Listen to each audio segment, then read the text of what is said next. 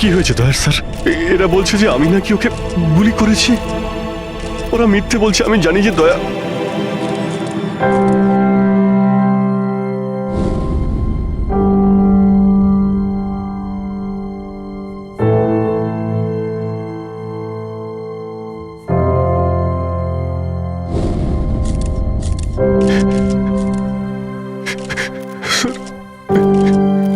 Sir আমি জানি না স্যার আমি কখন।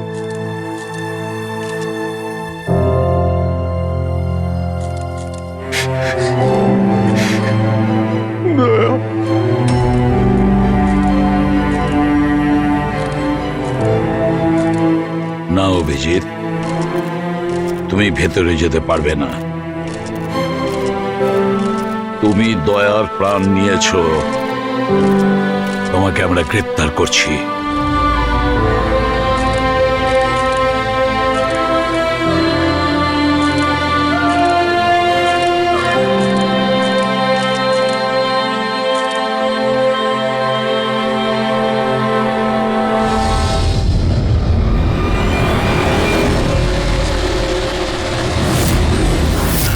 স্যার, যার খুন হয়েছে তার নাম ডিকে, একজন প্রাইভেট ডিটেকটিভ। ওর কাজের লোক লাশটা দেখেছে সকালে।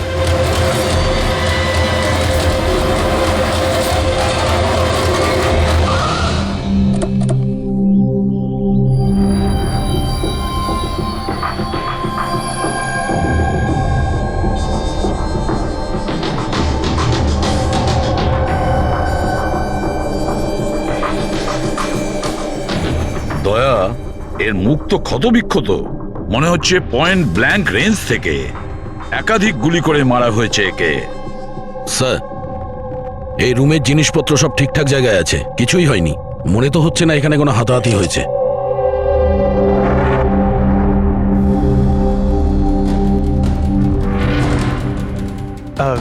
স্যার এই কাভার্ড আর লকার তো খোলা আছে, আর সব জিনিসপত্র নিজের জায়গায় আছে। দেখে তো মনে হচ্ছে যে কেউ এতে হাতই দেয়নি।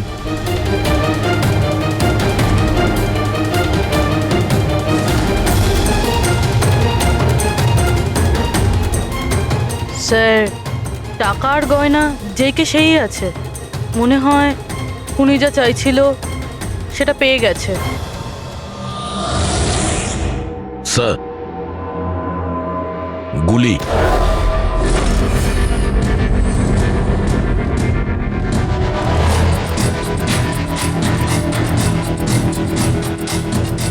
3টে গুলি চলেছে দয়া।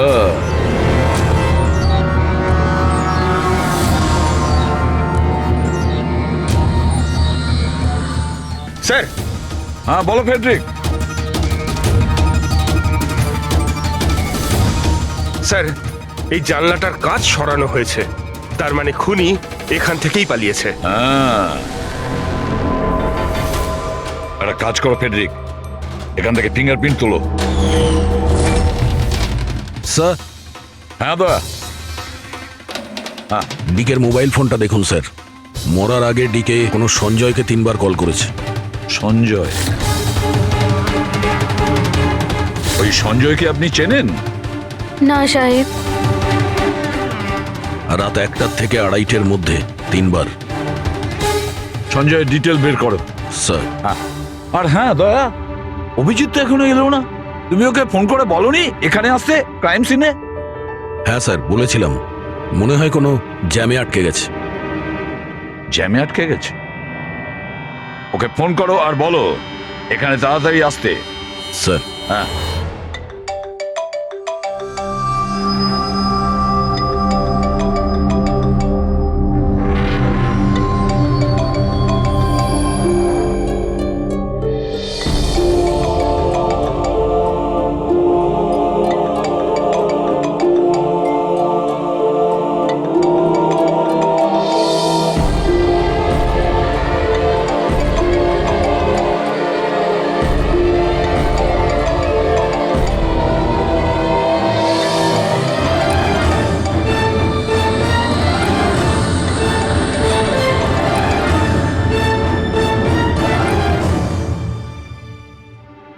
হ্যাঁ দয়া, অভিজিৎ কি বলছে? কোথায় ও?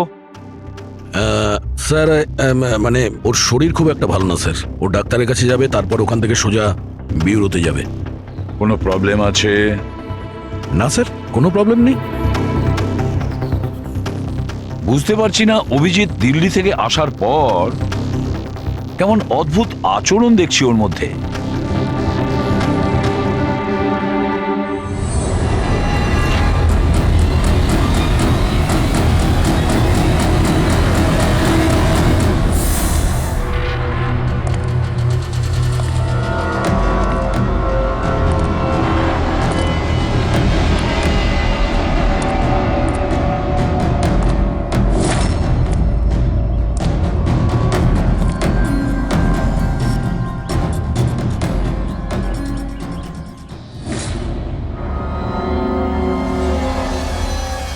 তোমার আমার সাহায্যের দরকার।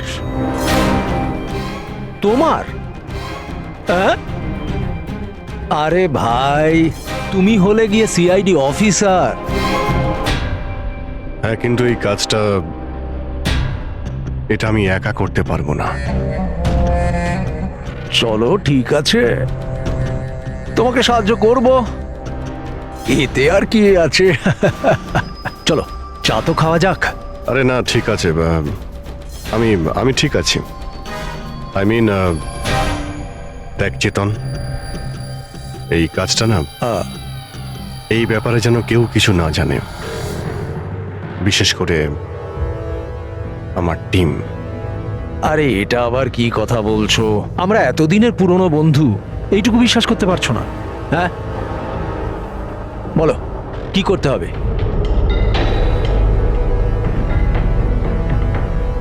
কাউকে ফলো করতে হবে, নজর রাখতে হবে, আর এর জন্য তোকে টাকাও দেবো।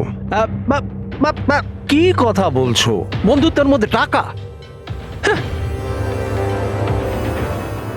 আচ্ছা ঠিক আছে, যদি মনে করো টাকা দিয়ে দিও। ফলো কাকে করতে হবে?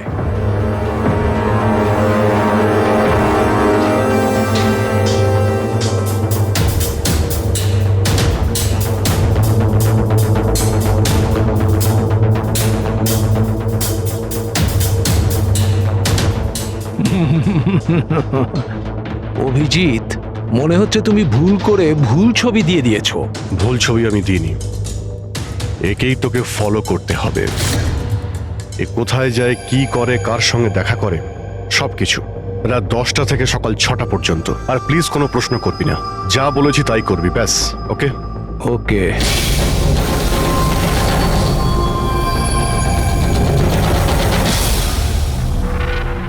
হয় অভিজিৎ পাগল হয়ে গেছে, না হলে বিরাট বড় কোনো গেম চলছে।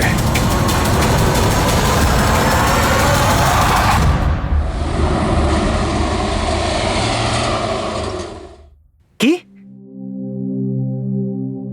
কি বলছেন? ও খুন হয়ে গেছে? মরার আগে ডিকে শেষবার ফোনে আপনার সঙ্গে কথা বলেছিল মাঝরাতে। কি কথা হয়েছিল আপনাদের মধ্যে? আমার কথাতে একজনের উপরে নজর রাখছিল, কোনো প্রমাণ পেয়েছিল, সেই জন্য আমাকে ফোন করেছিল। হায়ার করেছিলেন কেন? আমার বস মন্দিরা ম্যাডামের জন্য। মন্দিরা? কুমার জুয়েলার্সের ওনার, বিখ্যাত পেজ 3 সেলিব্রিটি। আশা করি আপনারা ওই দিল্লির কেসটার ব্যাপারে নিশ্চয়ই জানেন বোধহয়। ও হো হো হো হো, মন্দিরা কুমার, মন্দিরা দেবী।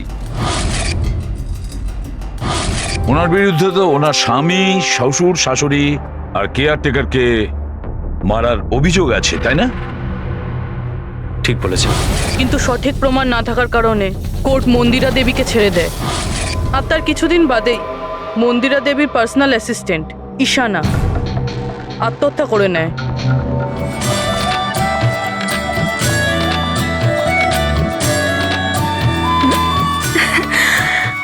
তুই হাই, আজও লেট হয়ে গেলি না? তাড়াতাড়ি যা, সঞ্জয় স্যার তোর ওয়েট করছে কখন থেকে। ও গড, সঞ্জয় স্যার তো তাড়াতাড়ি কেন চলে আসলেন? এসেও পড়েছেন আর খুব রেগে আছেন। মাই গড, তুই আমার ব্যাগটা সামলা, আমি এক্ষুনি আসছি।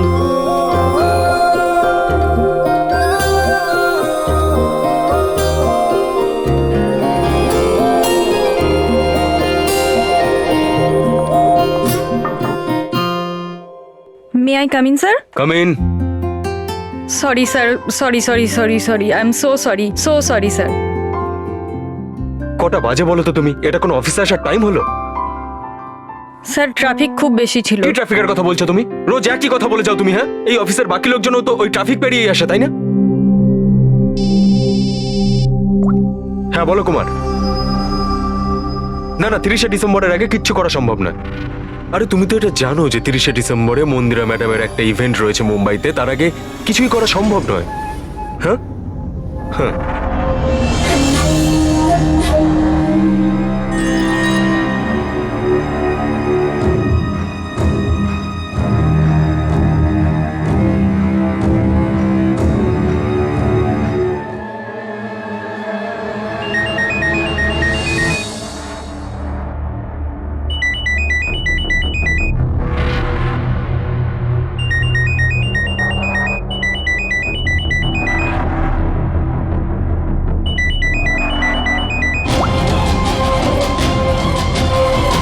ঠিক আছে। ওকে।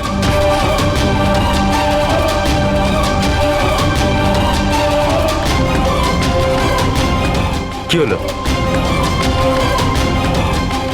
হ্যাঁ, কি হয়েছে নাকি? বাইরে ওভাবে কি দেখছো?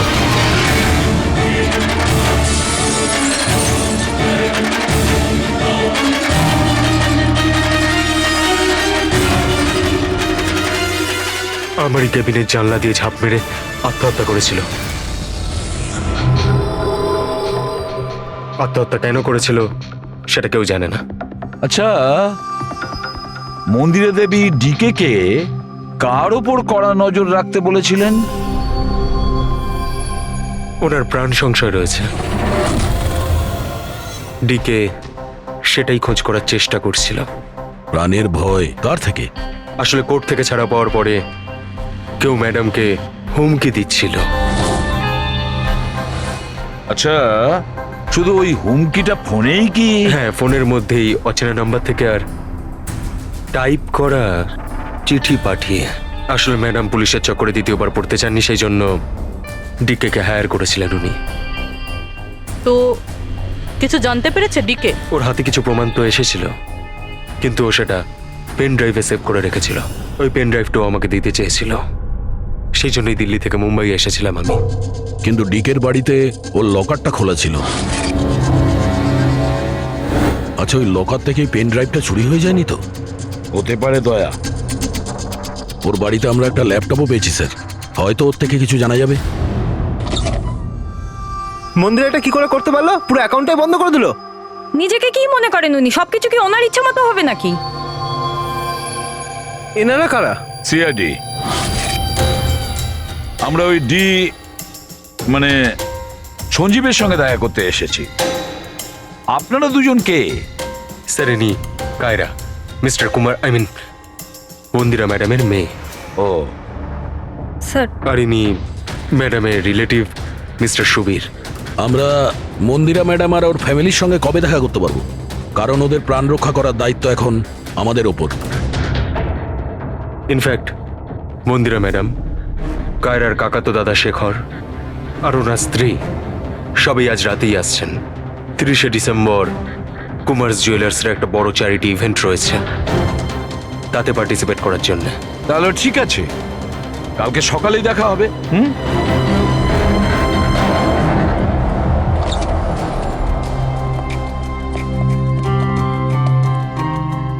এসব কি হচ্ছে? সিআইডি আমাদের পার্সোনাল ব্যাপারে ঢুকছে কেন?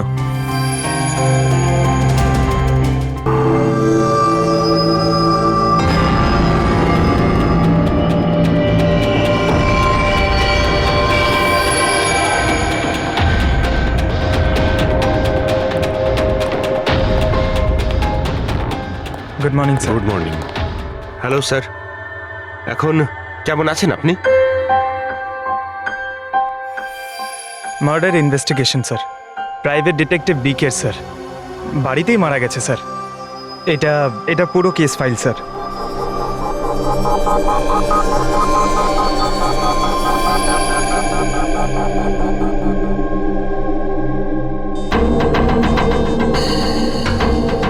স্যার, এই ছবিগুলো ওর বাড়ির ছবি, এগুলো ওরই বাড়ির ছবি এটা। আর এখানেই ওর মার্ডার হয়েছে, তাই না?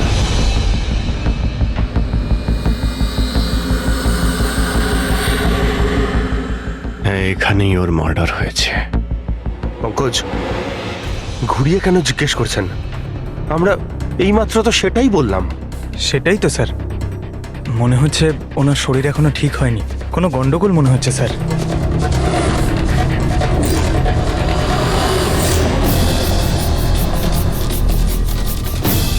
অভিজিৎ,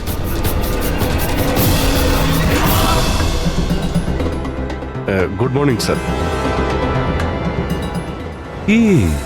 কি হয়েছে তোমার? হ্যাঁ, কোন জগতে ছিলে?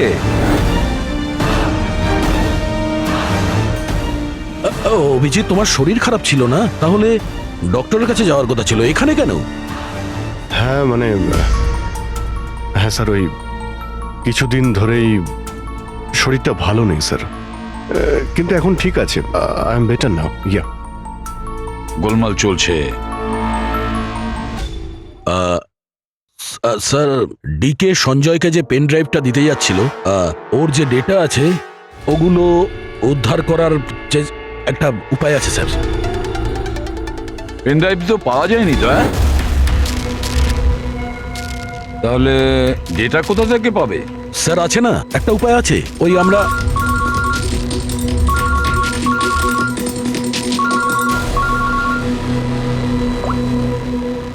হ্যাঁ, বলো সালুকে।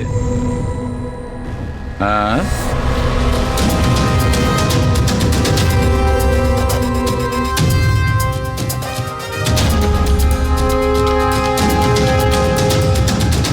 দয়া স্যার,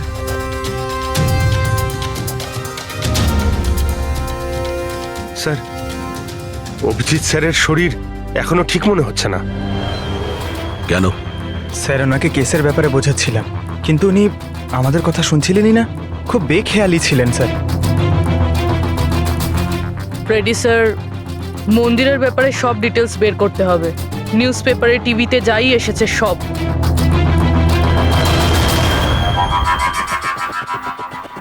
বাড়িতে ঢোকার একটাই রাস্তা আছে, মেন গেট। চাবি ডিকে আর ওর বাড়ির মেডের কাছে থাকে। বাথরুমের জানালা তার মানে খুনি খুনি বাথরুমের জানালার কাঁচ খোলে আর ভিতরে ঢোকে, আর তারপর অভিজিৎ ক্রাইম সিনে ছিলই না, আর এখানে তো বাথরুমের কোনো ফটোও নেই। তাহলে ও এগুলো কি করে জানলো? অভিজিৎ আমার কাছে কিছু লুকোচ্ছে, কিন্তু কি?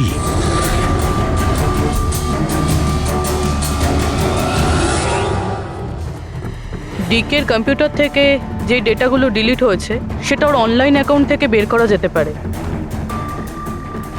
বাস একবার এই পাসওয়ার্ডটা ম্যাচ হয়ে যাক।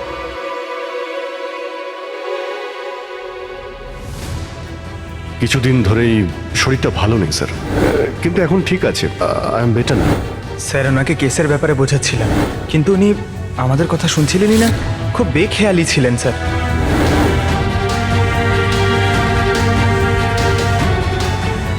Yes sir, sir password match হয়ে গেছে।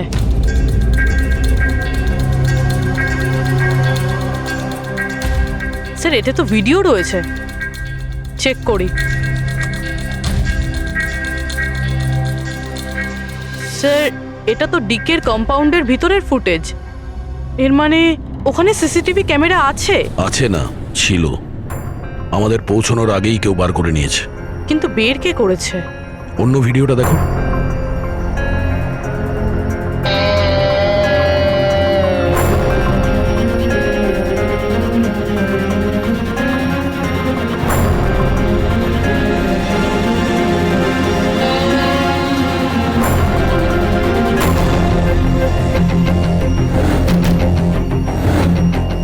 এটা কি করে সম্ভব?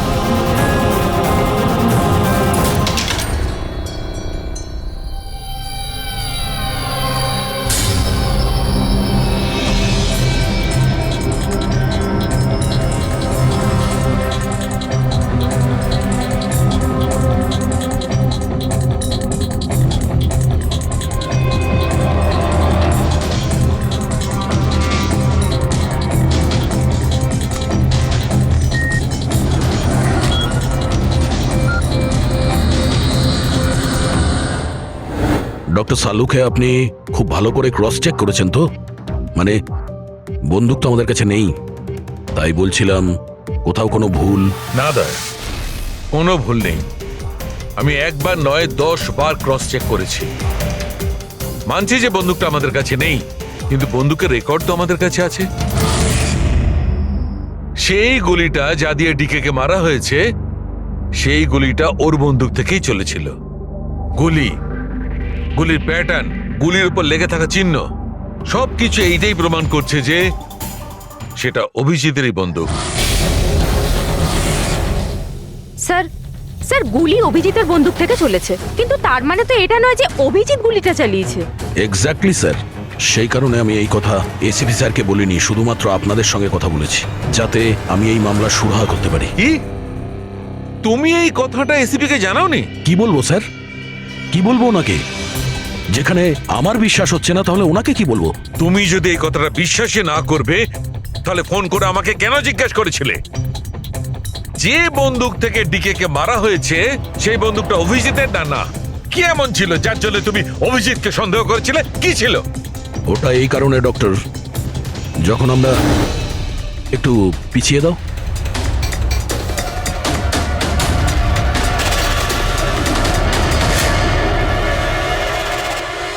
অভিজিৎ ডিকের বাড়িতে, আর দয়া তারপরেও তুমি অভিজিৎকে বাঁচানোর চেষ্টা করছো।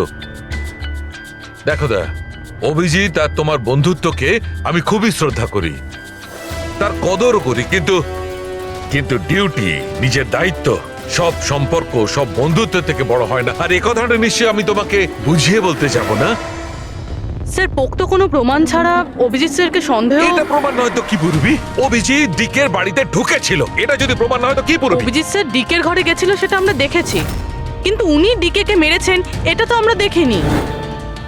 স্যার এটাও তো হতে পারে ওনার বন্দুক দিয়ে ডিকেকে অন্য কেউ মেরেছে। হতেই পারে, এটা হতে পারে যে অভিজিতের বন্দুক দিয়ে ডিকে কে অন্য কেউ মেরেছিল, কিন্তু এই অবস্থায় অভিজিতের বন্দুকটা অভিজিতের কাছে থাকার কথা নয়। তোমাদের কি অভিজিৎ এ কথা বলেছে? ও কি বলেছে যে ওর বন্দুকটা হারিয়ে গেছে? বন্দুক হারিয়ে যাওয়ার কোন রিপোর্ট দেখিয়েছে?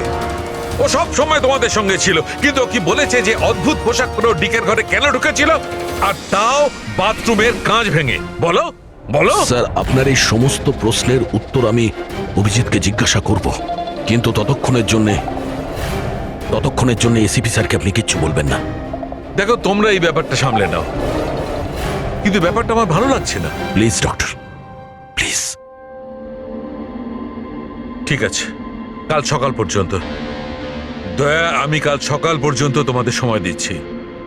হয় তোমরা সত্যিটা আবিষ্কার করো, নয় এই সমস্ত কথাটা নিজে এসিপি কে বলে দাও। তুমি যদি এসিপি কে কথা না জানাও, তাহলে আমি নিজে প্রদ্যুমনকে এই সমস্ত ব্যাপারটা বলবো।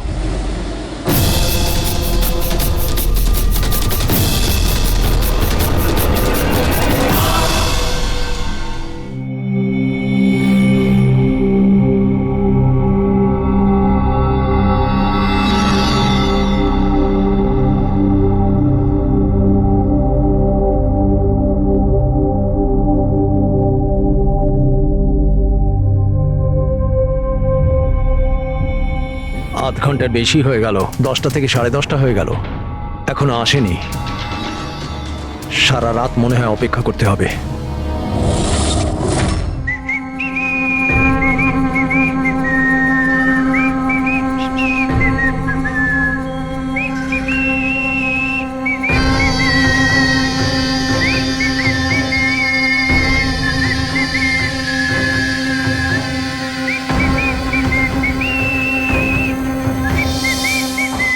ভুল ছবি আমি দিইনি, একেই তোকে ফলো করতে হবে। এ কোথায় যায়, কি করে, কার সঙ্গে দেখা করে, সবকিছু। রাত 10টা থেকে সকাল 6টা পর্যন্ত। এটা অভিজিৎ? ওর কি হলো? এরকম সেজেছে কেন?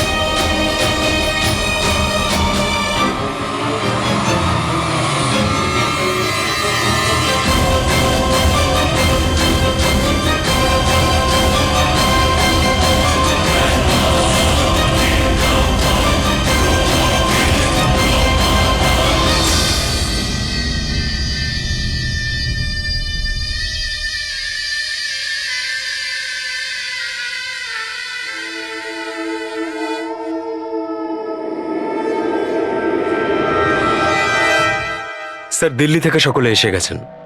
মন্দিরা ম্যাডাম, আমারা মন্দিরা ম্যাডামের দাওরের বউ। কায়রা, মন্দিরা ম্যাডামের সৎ মেয়ে। সুবীর, মন্দিরা ম্যাডামের বোনজি। শেখর, মন্দিরা ম্যাডামের দেওরের ছেলে। আসুন ম্যাডাম, এনারা সিআইডি থেকে এসেছেন। এসিপি স্যার, ইনি ভালো হলেন- হয়েছে আপনারা এসে গেছেন। ডিকের খুনি কে সেটা জানা গেল?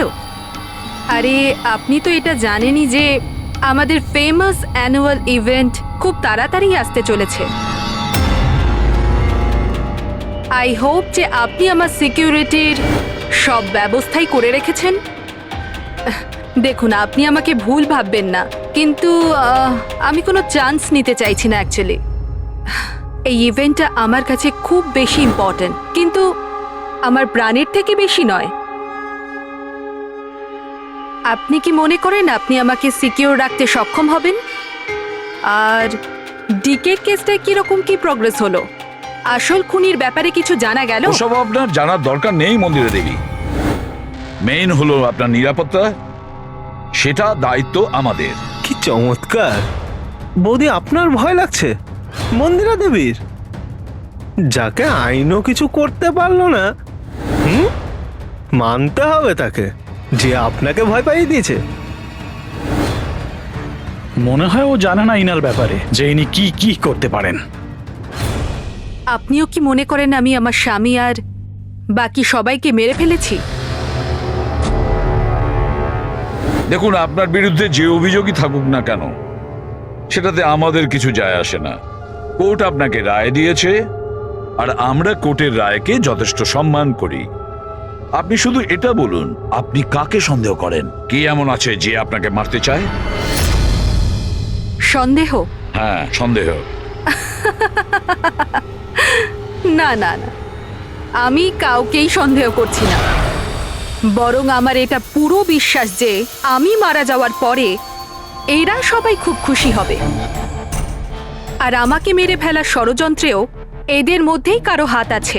And I am very sure যে ঈশানার আত্মহত্যাতেও এদের মধ্যেই একজনের হাত আছে। এবার আপনিই বলুন, এত ভালো প্রিয় আত্মীয় পরিজনরা থাকতে আমার শত্রুর কি দরকার? মম প্লিজ, তুমি আবার এই নিজের ইমোশনাল ড্রামাটা শুরু করো না। এখানে কোনো ক্রিমিনাল নেই যে তোমাকে মারতে চায়। রাইট। নিজেকে নির্দোষ ভাবা আর অন্যকে দোষী মনে করাটা, এটা তো বৌদির পুরনো অভ্যেস। আই সোয়ার, আমি তো এই গল্পটাকে বিশ্বাসই করি না। কে মারতে চায় তোমায়? আর কারা হুমকি দিচ্ছে? কোথায় আছে সে হুমকি দেওয়া লেটারগুলো? হ্যাঁ মন্দিরা দেবী, সেটা কোথায়? ওটা আমার মনে নেই, আমি ফেলে দিয়েছি। সি, আই নিউ যে তুমি এটাই বলবে। So convenient. ব্যাস, অনেক হয়েছে। আপনারা একে অপরকে দোষারোপ করা বন্ধ করুন। তবে একটা কথা খুব ভালো করে মনে রাখবেন, আমরা সবাইকে সন্দেহ করি। তাই সবাইকে বলছি, তার মানে হলো আপনাদের সবাইকে সন্দেহ করি, আপনাদের সবাইকে। আর একটা কথা, আমাদের পারমিশন ছাড়া আপনারা এই শহর ছেড়ে যেতে পারবেন না। কেউ শহর ছেড়ে যাবেন না। আর যদি দরকার পড়ে আমরা দ্বিতীয়বার তাকে ডেকে নেব। Thank you very much. Thank you.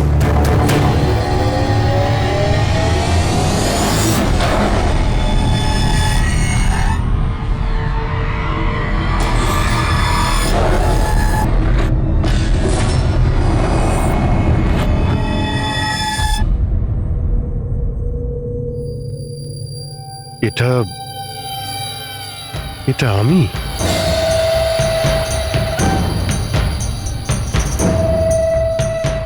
এই পোশাক পরে ঘুরছিলাম? এই পোশাক তো রোজ আমার ওয়াশিং মেশিনে ধোয়া হয়।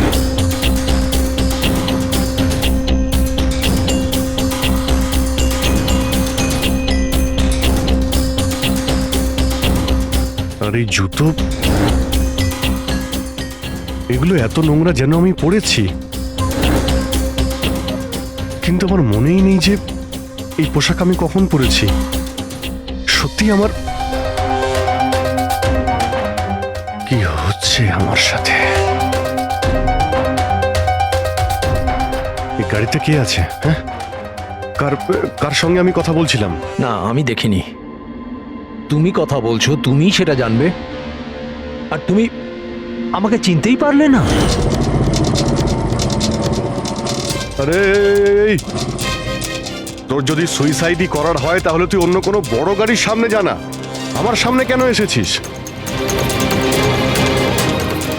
কিভাবে কথা বলছো? এরকম সেজে ঘুরছো কেন তুমি? এই, ইট ইজ মাই স্টাইল, টনির স্টাইল। তুই কে? আমি কে? আমাকে চেনো না? হ্যাঁ, আর এই টনিটাকে? আরে টনি আমি আবার কে? আরে অভিজিৎ, দেখো, কোনো কেসের জন্য তুমি যদি এরকম করে থাকো আমাকে বলে দাও। এভাবে ভয় দেখিও না। আচ্ছা আচ্ছা, এ অভিজিৎ, কিসের কেস? আর তুই কি বলছিস কিছুই আমার মাথায় ঢুকছে না। আমার নাম হলো টনি। টনির সঙ্গে পাঙ্গা নিবি না, বুঝেছিস? সরে যা আর আমাকে যেতে দে। চল।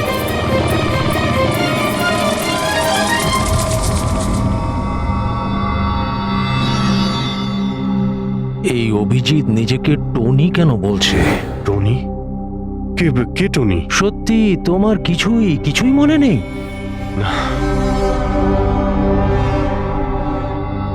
আমার কিছুই মনে নেই, সত্যি বলছি আমি। তার মানে তুমি গাড়িতে ওদের সাথে কথা বলছিলে, তারপরে তুমি গেস্ট হাউসের ভেতরে গেলে। Guest house? হ্যাঁ, তার কিছুক্ষণ পরে তুমি বাইরে এলে। আমি গেস্ট হাউসের ভিতরে গেলাম? ভিতরে গিয়ে আমি কি করলাম? হ্যাঁ, তুই দেখেছিস কিছু করেছিলাম আমি? আমি কি করে দেখবো, আমি তো বাইরে ছিলাম না। সব কি হচ্ছে? আমাকে ওখানে যেতে হবে। কোথায়? গেস্ট হাউসের নাম কি? হ্যাঁ,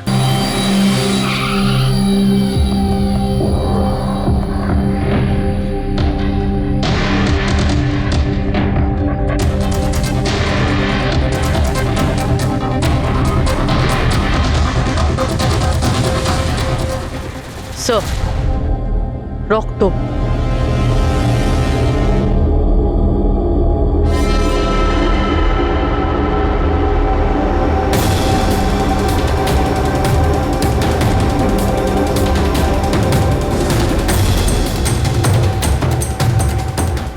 অভিজিৎ,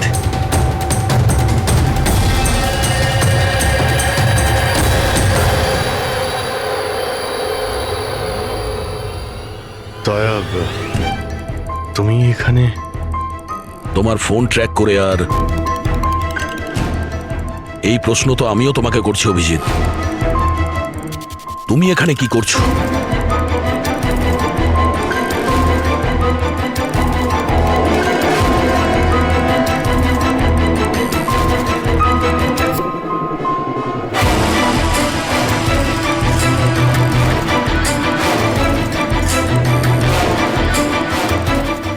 না, এটা আমি আমি আমি বলছি দয়া, এখানে এখানে কি হয়েছিল? অভিজিৎ, এখানে কি হয়েছে ওটা তো আমি দেখছি, তুমি বলো কে করেছে এটা? হ্যাঁ, তো তুমি এদের দুজনকে মেরেছ? আমি? অভিজিৎ, তোমাকে কিছু জিজ্ঞাসা করলাম, তুমি মেরেছ এদের?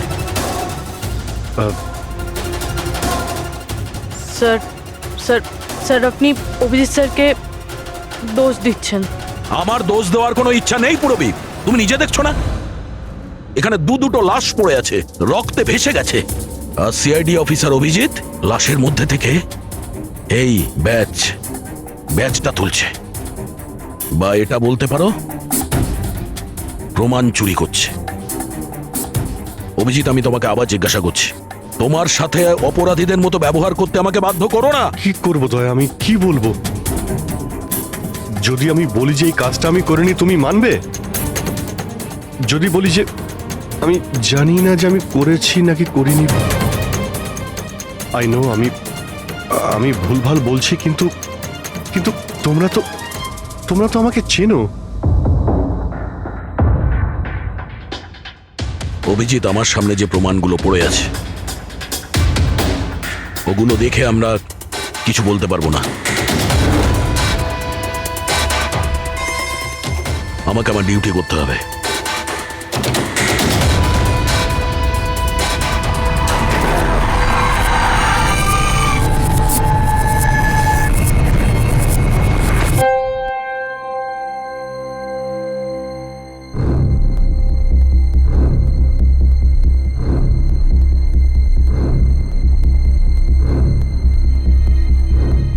অভিজিৎ, এতক্ষণ ধরে একের পর এক জিজ্ঞেস করে যাচ্ছি তোমাকে, কিন্তু কোনো উত্তর দিচ্ছ না তুমি। হ্যাঁ, তুমি জানো তোমার ওপর কি অভিযোগ আছে? মাথায় কিছু ঢুকেছে? স্যার, ওই এক মিনিট, ব্যাস, তোমার কাছে এটা আশা করিনি। এত কিছু ঘটে গেল, তুমি আমাকে বলনি কেন? আমাকে বলনি দয়া? শালুকে আমাকে বললো, তা নাহলে তো আমি জানতামই না। তা আমি তাই করেছি যেটা উচিত ছিল। বলো অভিজিৎ। তুমি কি এই খুনটা করেছো? অভিজিৎ, তুমি কি এই খুনটা করেছো? আমি জানি না স্যার। কেন জানো না? তুমি কেন জানো না? হ্যাঁ, ডিকের বাড়িতে তুমি লুকিয়ে লুকিয়ে ঢুকেছিলে, সেটা আমি সিসিটিভিতে দেখেছি। ওই লাশগুলোর পাশে তুমি দাঁড়িয়েছিলে। এই দয়া তোমাকে এখানে ধরে নিয়ে এসেছে। ডিকে আর বডিগার্ডের উপরে যে গুলিটা চলেছে সেটা তোমার গান থেকে চলেছে, ওই গান থেকে চালানো হয়েছে। আর তুমি বলছো তুমি কিছুই জানো না? আমার চোখের ওপর চোখ রেখে তুমি বলো, বলো তুমি এই খুন করোনি, বলো তুমি এইগুলো কিছুই জানো না। বললাম তুমি জানি না স্যার, আমি কিছুই জানি না স্যার। সরি। কি বলবো আপনাকে, আমি কি বলবো স্যার? যখন আমি বুঝতেই পারছি না যে আমি ডিকের বাড়িতে কেন গিয়েছিলাম, কি করে সমস্ত খুন আমার বন্দুক থেকেই হচ্ছে, আমি জানি না স্যার।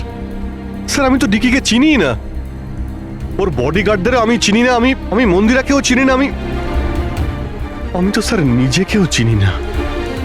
আমি কোথায় যাই, কি করি, কার সঙ্গে দেখা করি, আমি কিছুই জানি না। গত কয়েকদিন ধরে আমার সঙ্গে এইরকমই হচ্ছে স্যার, কিন্তু আমি কিছুই বুঝতে পারছি না। সারাদিন সব ঠিকই থাকে, রাতে বাড়িতে যাই, খেয়ে দিয়ে ঘুমিয়ে পড়ি, আর যখনই সকালে উঠি তখন অদ্ভুত জামা কাপড় পরা দেখি, অদ্ভুত জুতো দেখি, যেগুলো আমার নয়। জানি না কি করে আমার বাড়িতে চলে আসে। ড্রেসগুলো ওয়াশিং মেশিনে ধোয়া হয়েছে, জুতোতে মাটি লেগে থাকে, এমনটা মনে হয় যেন আমি ওগুলো ব্যবহার করেছি, কিন্তু আমি বুঝতে পারি না। নিজেকে খুব ক্লান্ত লাগে, এমন মনে হয় যেন আমি সারা রাত জেগেছিলাম, অথচ আমি কি করেছি আমার কিছুই মনে থাকে না। মনে হয় প্রতিদিন আমার 6 থেকে 7 ঘন্টা হারিয়ে যাচ্ছে, যার ব্যাপারে আমি কিছুই জানি না। আপনি বলছেন আমি ডিকের বাড়িতে গিয়েছিলাম, হতে পারে, কিন্তু আমি জানি না। আমি ডিকে আর ওর বডিগার্ডদের মেরেছি কিনা আমি জানি না।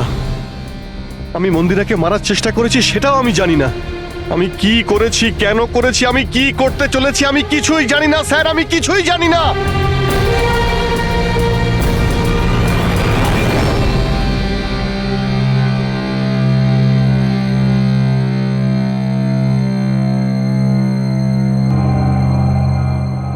দেখো অভিজিৎ, এই মুহূর্তে তুমি নিজের জন্যে আর অন্যদের জন্যেও বিপজ্জনক।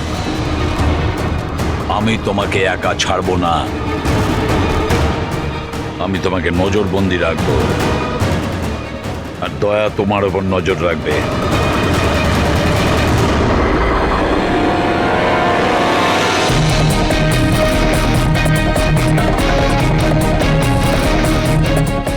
দয়া, স্যার,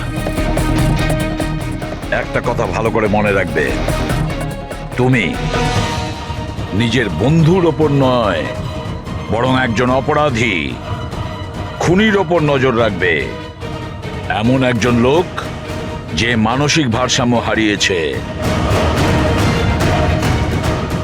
আজ থেকে এই কেসের তদন্ত আমি নিজে করব, আর তুমি অভিজিৎকে আটকাবে কোনো অপরাধ করা থেকে, আর তার জন্য যদি অভিজিতের ওপর গুলিও চালাতে হয় তাও তুমি চালাবে। Is that clear? Yes sir.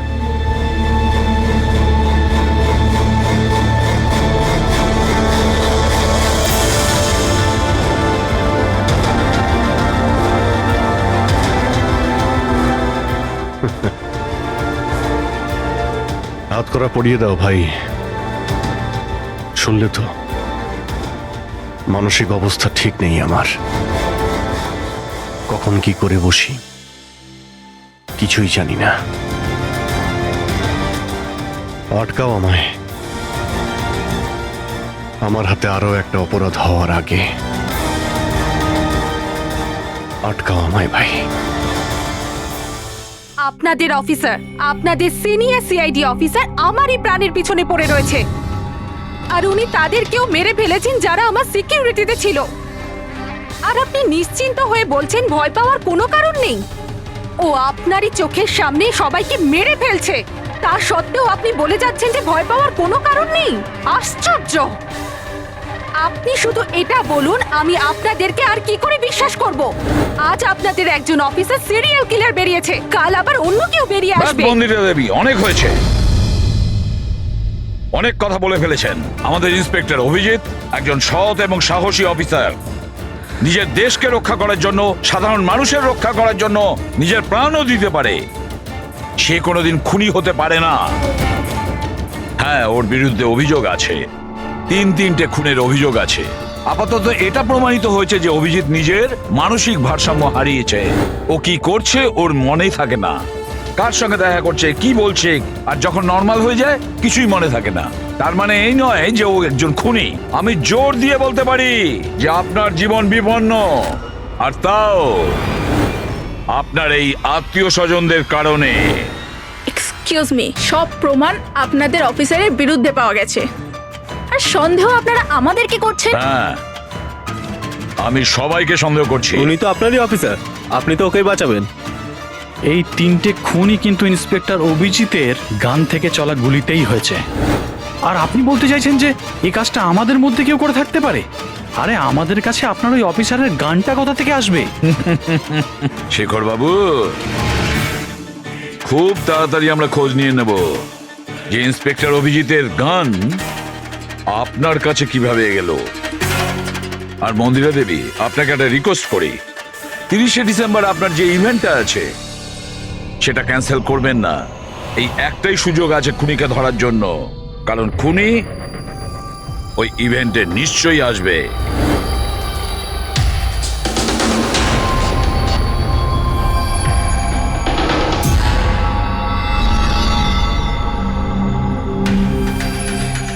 Sir sir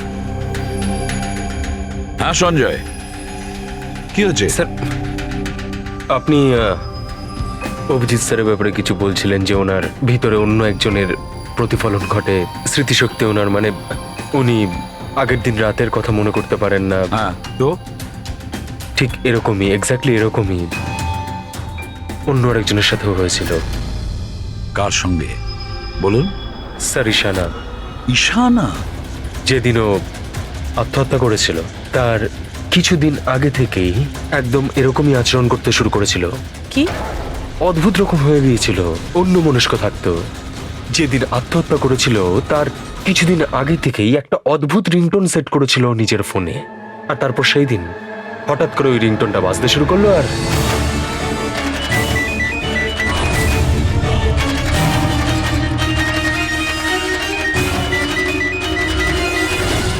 sir, ওকে দেখে মনে হচ্ছিল ও যেন নিজের মধ্যেই নেই।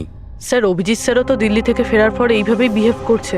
হ্যাঁ, ঈশানা, অভিজিৎ, দিল্লি, এই তিনটের কোনো না কোনো কানেকশন আছে, নিশ্চয়ই কোনো গোলমাল আছে, কিছু না কিছু আছে।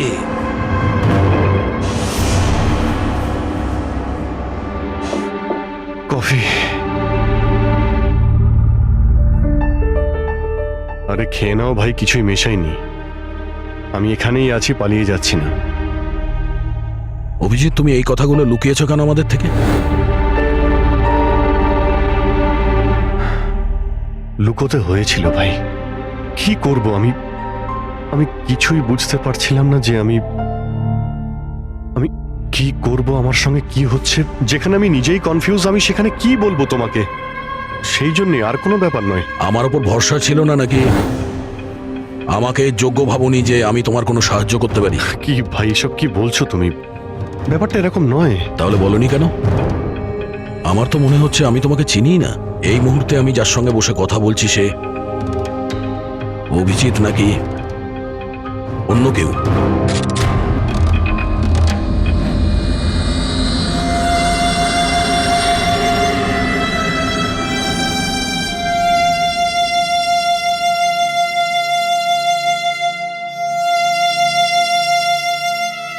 আমি তোমার কোনো ক্ষতি করব না।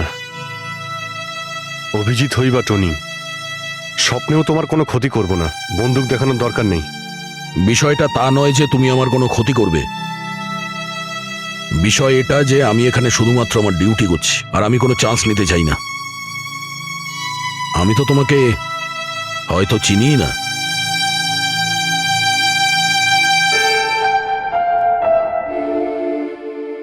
ঠিক আছে, তুমি যখন বুঝতেই পারছো না আর কি বলবো।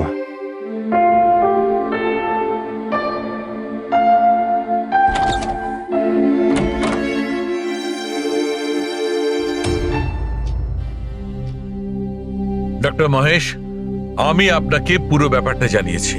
এবার আপনি বলুন আপনার কি মনে হচ্ছে। দেখুন, এক্ষুনি আপনারা যেটা বললেন যে এই অভিজিৎ আর ঈশানার ব্যাপারে, এটার থেকে তো একটা ব্যাপার একদম পরিষ্কার যে দুজনের কন্ডিশনই একদম সমান। Artificially induced split personality. এটাকে যদি সোজা ভাষায় আপনাদের বোঝাই তাহলে এই কন্ডিশনে পেশেন্টের মস্তিষ্কে তার এই নিজের ব্যক্তিত্ব ছাড়াও অন্য আরও একটা ব্যক্তিত্ব প্ল্যান্ট করা হয়, যেটা কোনো বিশেষ কারো আদেশ বা নির্দেশ অনুযায়ী চলাচল করে।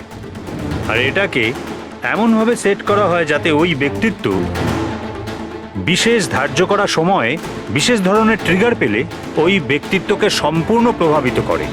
আর যতক্ষণ এই প্রভাব চলতে থাকে সে পুরনো ব্যক্তিত্বের বিষয়ে না তো কিছু জানতে পারে আর না তার সেই পুরনো ব্যক্তিত্ব সম্বন্ধে কিছু স্মরণে থাকে। এটা হলো মানুষের মস্তিষ্ক। এই মস্তিষ্কের দুটো ভাগ রয়েছে। সচেতন মস্তিষ্ক মানে কনসাস স্টেট অফ মাইন্ড, যার মধ্যে আমরা এখন আছি।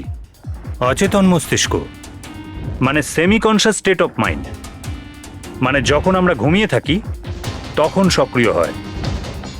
আর কখনো কখনো জেগে থাকার সময়ও কোনো নেশার বা কোনো ওষুধের প্রভাবেও আমাদের অচেতন মস্তিষ্ক সক্রিয় হয়ে ওঠে।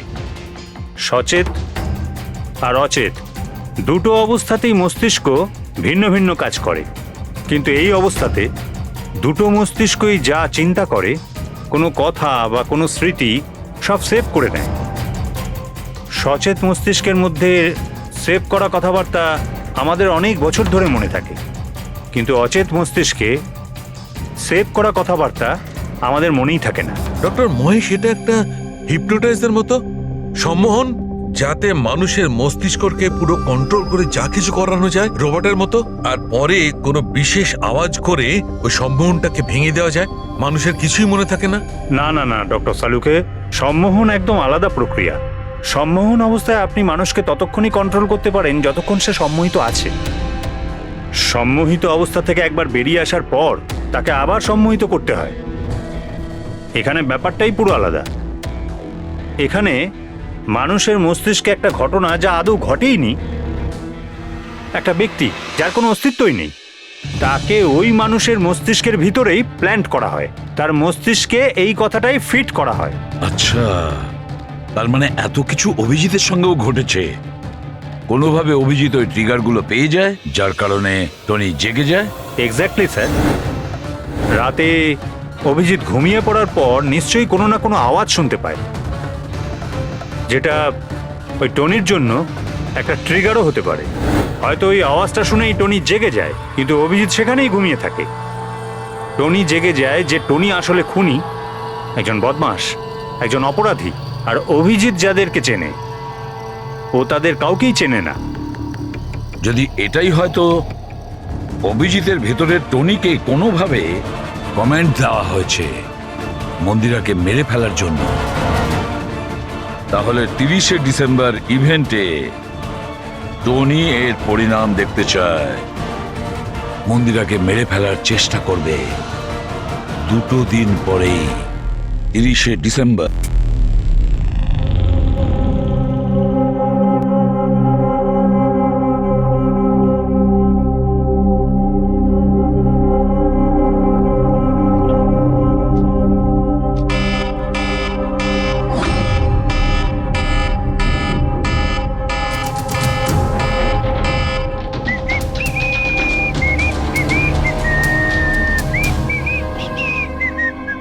অভিজিৎ, অভিজিৎ, কোথায় তুমি?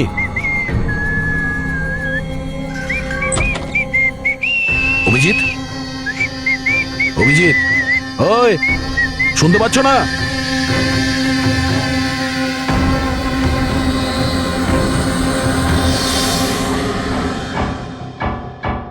কে রে তুই? তুই আমার বাড়িতে কি করছিস? অভিজিৎ, টনি, তুমি এখান থেকে পালাতে পারবে না। তুমি এখানে নজরবন্দি আছো, এই ঘরের ভেতরেই থাকতে হবে, বুঝেছো? টনিকে তার কাজ করতে দে। যদি আমার রাস্তাতে বাধা দিস তাহলে জীবনটাও হারাবি তুই। চল এবার যেতে দে। বাড়ির বাইরে না, ভেতরে। হাত সরা, হাত সরাব। তোকে তো বললাম যে আমাকে তুই বাধা দিস না। আমার মাথা গরম করিস না। আমার কাজের সময় কেউ বাধা দিতে পারবে না আমায়। চল। টনি, তুমি কোথাও যাবে না, এখানে, এখানেই থাকবে তুমি, বুঝেছো? কি বললি? টনির গায়ে হাত তুললি তুই? টনির গায়ে হাত তুললি তুই? অভিজিৎ, অভিজিৎ, অভিজিৎ,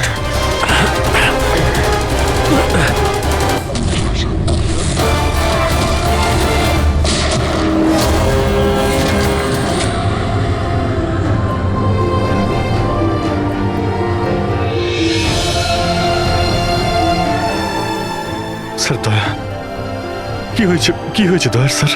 এরা বলছে যে আমি নাকি ওকে। না অভিজিৎ, তুমি ভেতরে যেতে পারবে না। তুমি দয়ার প্রাণ নিয়েছো, তোমাকে আমরা গ্রেপ্তার করছি।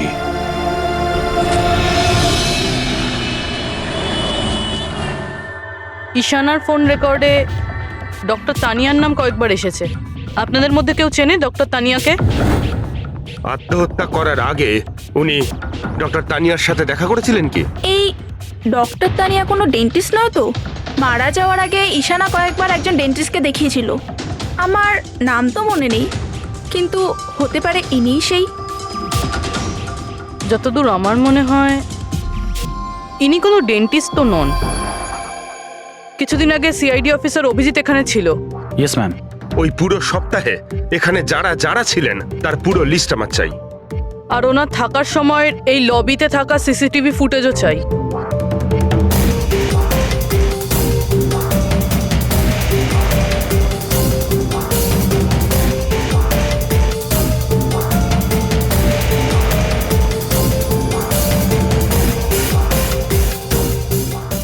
এক মিনিট পজ করুন।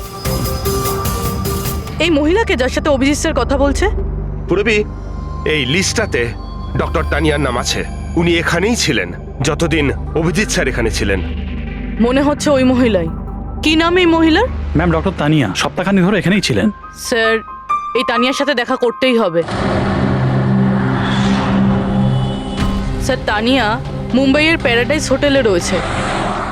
টিকিট পাবো না আমি মানেটা কি? লুক, আমাকে এক্ষুনি ইন্ডিয়া থেকে বাইরে যেতে হবে। Do you understand? Yes. Doctor Tania? হ্যাঁ, আপনি কে? ঈশানার বন্ধু, সিআইডি অফিসার পুরবি।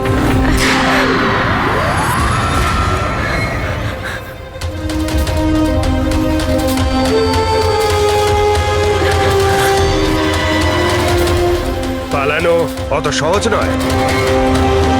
কোথায় পালাচ্ছেন তানিয়া দেবী? কি কি চানটা কি আপনারা? অভিজিতের সঙ্গে কি করেছেন আপনি?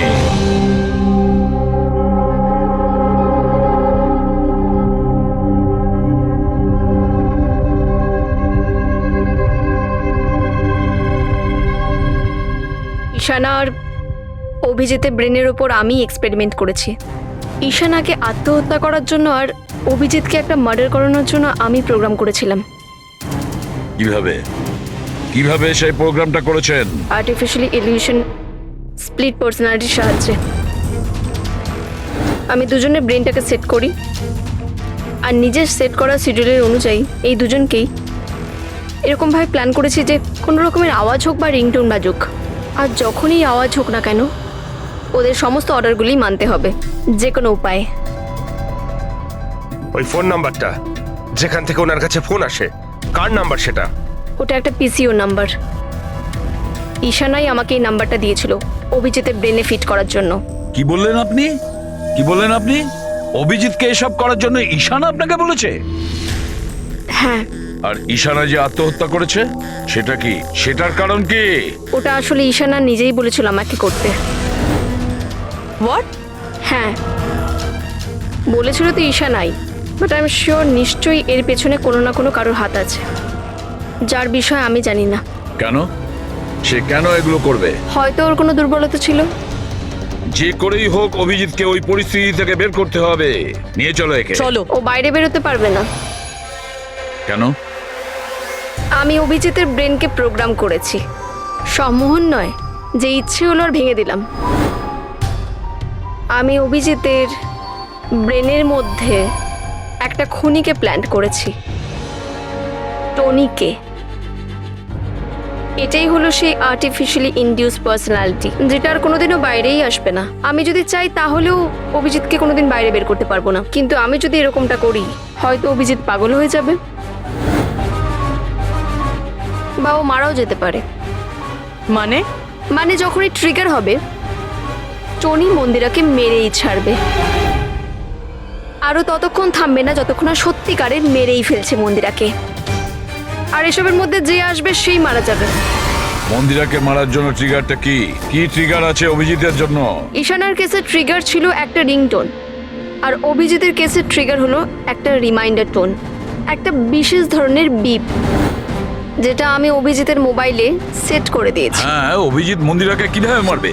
কি প্রোগ্রাম সেট করেছো তুমি বলো? ততক্ষণ মন্দিরাকে ছুরি দিয়ে স্ট্যাপ করতে থাকবে যতক্ষণ না ও মন্দিরের অনেক রক্ত দেখে ফেলছে। কটা নাগাদ প্রোগ্রাম সেট করা হয়েছে? 10টা নাগাদ। মাই গড, 2 ঘন্টা বাকি আছে। গ্রেপ্তার করো একে।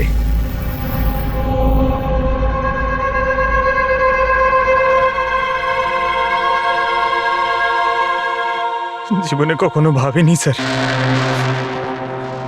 যে আপনার ওপর অপরাধীর মতো নজর রাখতে হবে।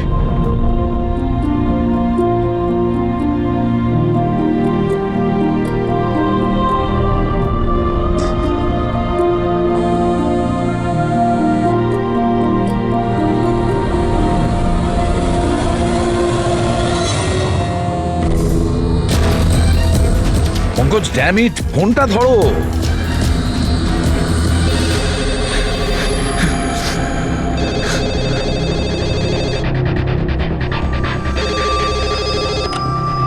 হ্যালো পঙ্কজ, কোথায় ছিলে তুমি?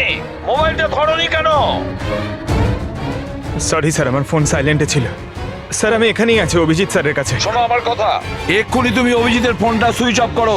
কি স্যার, ফোন সুইচ অফ করবো? ওর ফোন সুইচ অফ করো যেভাবে আমি বলছি, এখনই, এই মুহূর্তে। অভিজিৎ স্যারের ফোন স্যার? প্রশ্ন করো না, যা বলছি তাই করো।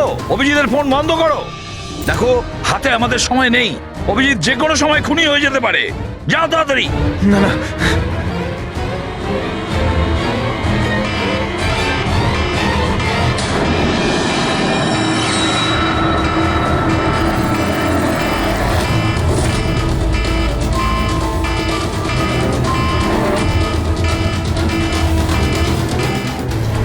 ভিজে গেল, কি করি?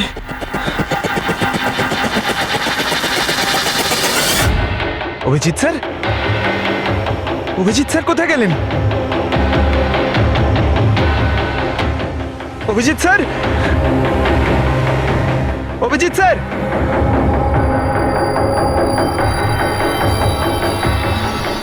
স্যার! তুই আমাকে আটকে রাখবি? হ্যাঁ, আমাকে আটকে রাখবি তুই? টনিকে? হ্যাঁ, টনি আর টনির কাজের মাঝে যে আসবে তাকে মরতে হবে, মরতে হবে তাকে।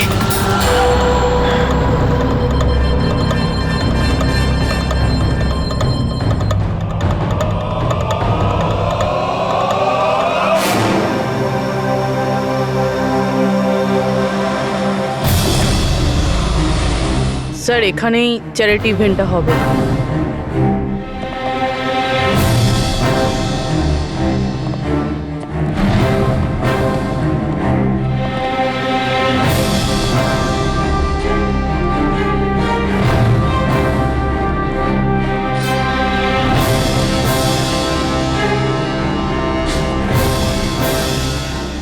আপনারা এখানেই দাঁড়ান প্লিজ।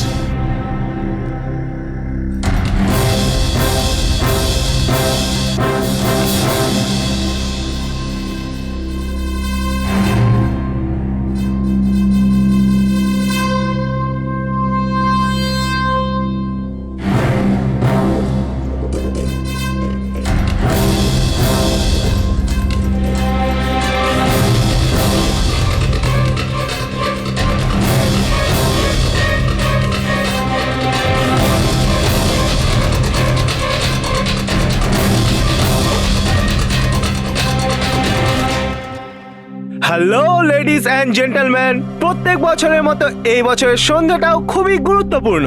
কারণ হলো মন্দিরা জুয়েলার্স অ্যানুয়াল চ্যারিটি ইভেন্টের জমা করা সম্পূর্ণ টাকাটা দিল্লি ও মুম্বাইয়ের বিভিন্ন অনাথ আশ্রম আর বৃদ্ধাশ্রমগুলিতে দেওয়া হবে। একবার জোরে হাততালি ডিকেসি চ্যারিটির জন্য। প্রত্যেক বছরের মতো এই বছরও আমাদের প্রধান অতিথি আছেন। তিনি আর কেউ না, তিনি হলেন মিসেস খান্না। তাহলে আসুন বন্ধুরা, একটা জোরে হাততালি দিয়ে স্বাগত জানাই মিসেস খান্নাকে। মিসেস খান্না,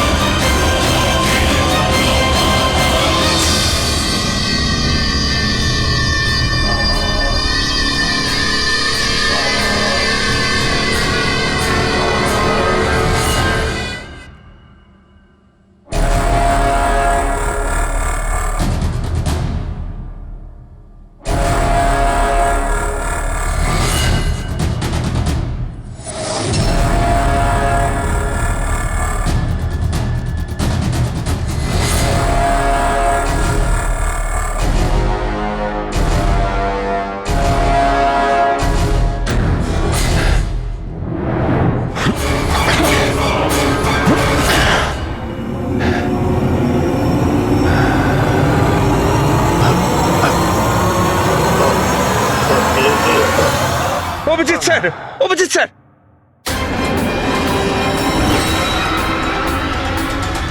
স্যার, স্যার,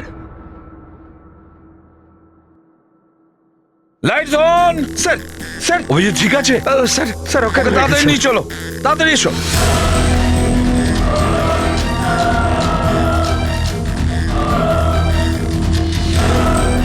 দরজা খুলুন।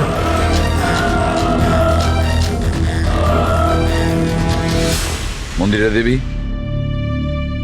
টনি তার মিশন কমপ্লিট করেছে, মন্দিরা দেবীকে মারার। আর আমাদেরকে ভরসা করার জন্য আপনাকে অসংখ্য ধন্যবাদ। আপনারা সবাই আমাকে এখানে আনলেন কেন? আমার তো এখন স্টেজে থাকা উচিত। ম্যাডাম, আমাদের একটা প্ল্যান আছে। প্ল্যান? রবি,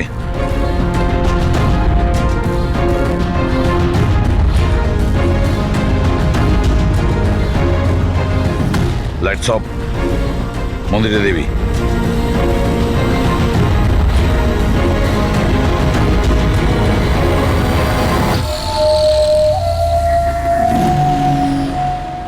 আর আপনার প্রশংসা না করে পারছি না।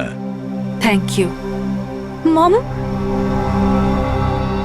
তুমি ঠিক আছো তো? এসব কি? আপনারা আমাদের গ্রিন রুমে লক করে কি করতে চাইছিলেনটা কি?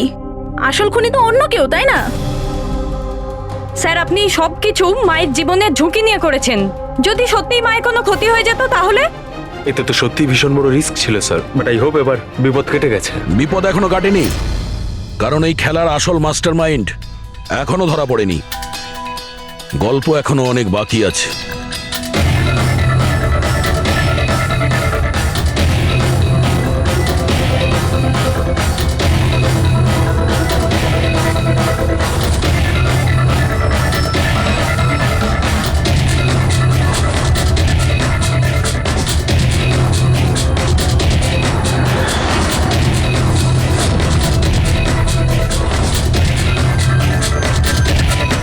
কি হলো? আমাকে দেখে ভালো লাগলো না? কখনো কখনো খুনি পর্যন্ত পৌঁছানোর জন্য আমাদের অ্যাক্টিং করতে হয়। তার মানে ওনার মৃত্যুর খবরটা নাটক ছিল? আমার মৃত্যুতে খুনি খুব খুশি হয়েছিল যে ও জিতে গেছে, আর ওই সুযোগটাই আমরা কাজে লাগিয়েছি। আমরা মন্দিরা দেবীকে বাঁচানোর চেষ্টা করছিলাম, আর দয়া মাস্টার মাইন্ডের পিছনে লেগেছিল। কিন্তু আসল মাস্টার মাইন্ডটা কে?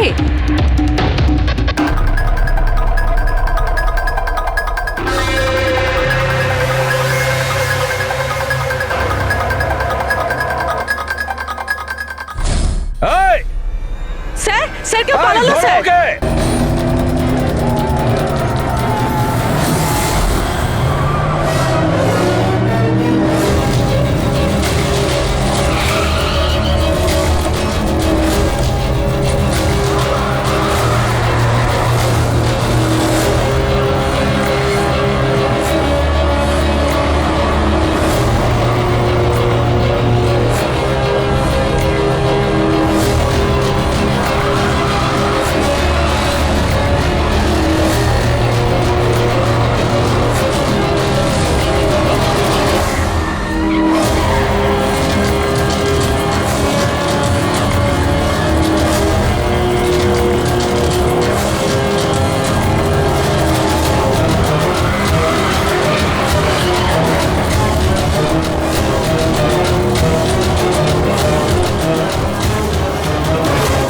অপরাধের রাস্তা সবসময় সংকীর্ণ হয়ে থাকে।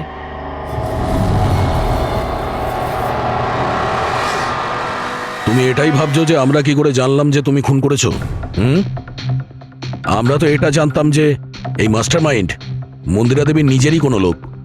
তাই আমার মৃত্যুর পরে আমি সব থেকে আগে এটা খোঁজ নিয়েছি যে আপনাদের মধ্যে কে সে যে অভিজিৎকে চিনতো বা দেখা করেছেন। তারপরে আমার মনে এলো যে ক্রাইম ব্রাঞ্চের সেমিনারের জন্য অভিজিৎ দিল্লি গিয়েছিল। ওই সেমিনারে আসা লোকেদের লিস্ট যখন আমি দেখলাম তখন জানলাম যে কায়রাও গিয়েছিল। ক্রিমিনাল সাইকোলজির স্টুডেন্ট কায়রা। আর তানিয়াকে জিজ্ঞাসাবাদ করার পরে আমরা জানতে পারলাম যে ঈশানাই এই সমস্ত কাজ করতে বলেছে। ওই সময় ঈশানার মা সরকারি হাসপাতালে অ্যাডমিট ছিলেন, আর তার কিছুক্ষণের মধ্যেই ঈশানার মাকে বেসরকারি হাসপাতালে যেখানে অ্যাডমিট করা হয়েছিল সেখানকার পুরো খরচ মিস কায়রা করেছিল। আর সবচেয়ে বড় ক্লু ওই পিসিও, যেখান থেকে অভিজিৎ স্যারের কাছে অর্ডার আসতো। দয়া স্যার সেখানে নজর রেখেছিল, আর সেখানেও তোমাকে দেখা গিয়েছিল। Okay fine, I give up. মেনে নিচ্ছি যে আপনারা খুবই স্মার্ট, কিন্তু স্যার এই কথাটা তো আপনিও মানবেন তাই না, যে আমিও অনেক স্মার্ট? হ্যাঁ, স্মার্ট তো তুমি বটেই। ক্রিমিনাল সাইকোলজির একজন ব্রিলিয়ান্ট স্টুডেন্ট, যে সৎ মায়ের থেকে নিজের পুরো পরিবারের খুনের বদলা নিতে চেয়েছিল।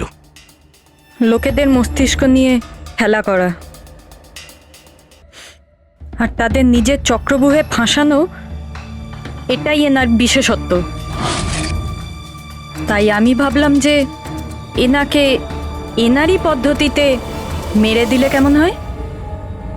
সেই কারণেই আমি ঈশানার সাথে দেখা করি, আর তারপর ডক্টর তানিয়ার সাহায্য নিই।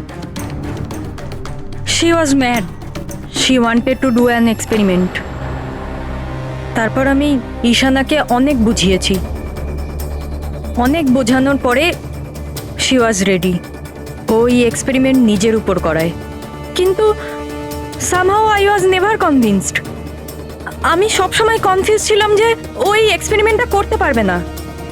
আর ঠিক ওই সময় আমার সাথে দিল্লিতে অভিজিতের দেখা হয়, আর ওনার সাথে দেখা হওয়ার পর আমি ভাবলাম যে এত সৎ আর ভালো অফিসার থাকা সত্ত্বেও এই এক্সপেরিমেন্ট অন্য কেউ কেন করবে। তারপর আমি আর ডক্টর তানিয়া অভিজিৎকে ব্যবহার করি।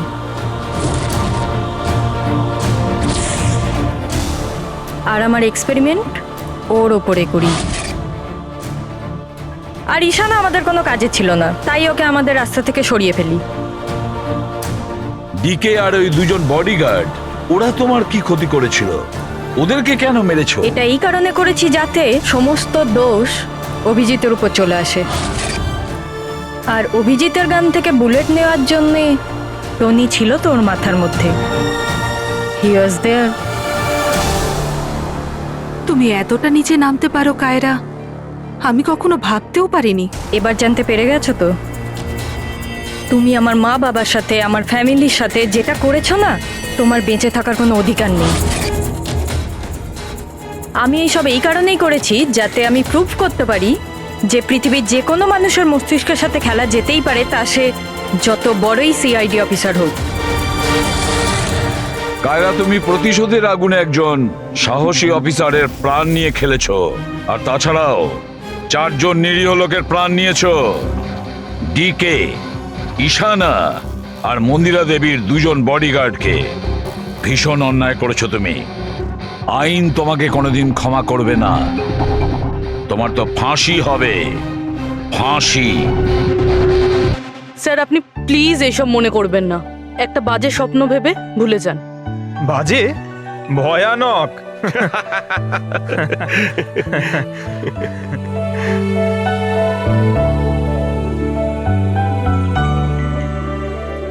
বস, হ্যাঁ বলো সালুকে, বলো। কেস তো সলভ হলো? হ্যাঁ, কেস তো সলভ হলো, কিন্তু কিন্তু কি? বস, অভিজিতের মস্তিষ্কে যে টনিকে প্ল্যান্ট করা হয়েছিল, সে উদ্দেশ্যটা সফল হয়েছে।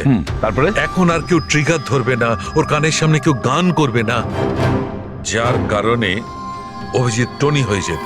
হ্যাঁ হ্যাঁ, কিন্তু বস, কিন্তু কি? বস, কথাটা এই, টনি অভিজিতের মস্তিষ্ক থেকে কখনো যাবে না। কি? টনি অভিজিতের পার্সোনালিটির অংশ হয়ে গেছে বস। কেউ জানে না যে কবে, কখন, কোথায় সামনে এসে যাবে।